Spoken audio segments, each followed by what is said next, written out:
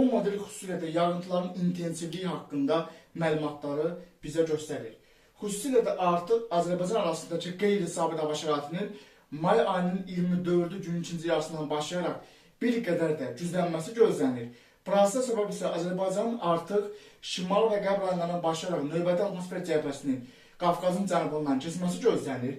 Xüsusilə də Xəzər dənizinin əvvəlcə şimal-qərbindən keçən ekstratropik siklon sisteminin sol qolunun mayın 24-ü axşam saatlarından başlayaraq Gəncə, Qazaxıstan və Böyük Qafqaz rayonlarından mərkəzi Arın rayonlarına doğru daxil olması gözlənilir. Nəticədə buradakı risk ondan ibarətdir ki, qısa müddət ərzində hava şəraitinin qəfildən dəyişilməsi nəticəsində əraziyə çox qısa müddət ərzində şiddətli leysan yağışlarının yağması, dolu yağması, donunun diametrinin təhlükəli dərəcədə iri dənəli yağması gözlənilir.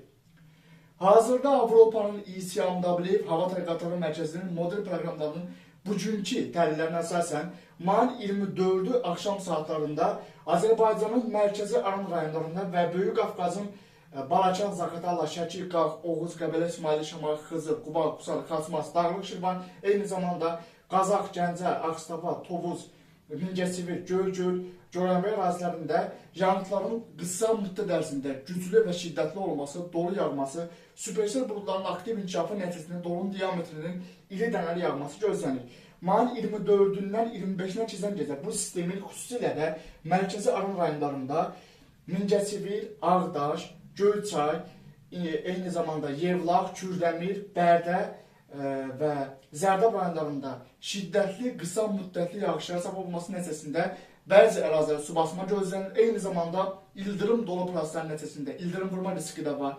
Bu risklə nəzərə almaq lazımdır və dolunun diametrinin isə supersel buludların təsirindən iri dənəli yağması gözlənir.